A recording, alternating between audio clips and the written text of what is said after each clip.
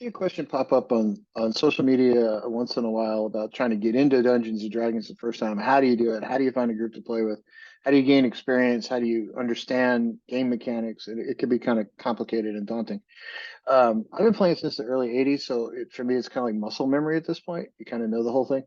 And sometimes I'm probably the worst person in the world to learn from just because I kind of know it so well. I might sort of like, oh yeah, that's obvious. Well, it's not to a new player, right? I had to learn it when I was 15, so now it's somebody else's turn.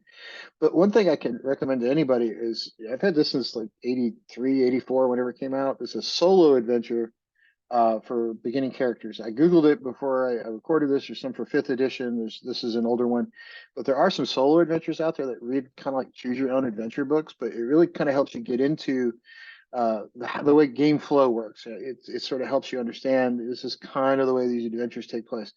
I learned doing this one a couple times. There's others out there. So if you really are kind of daunted by sitting down at a table with a bunch of people, but you really do want to learn how to play, these things could be your friends.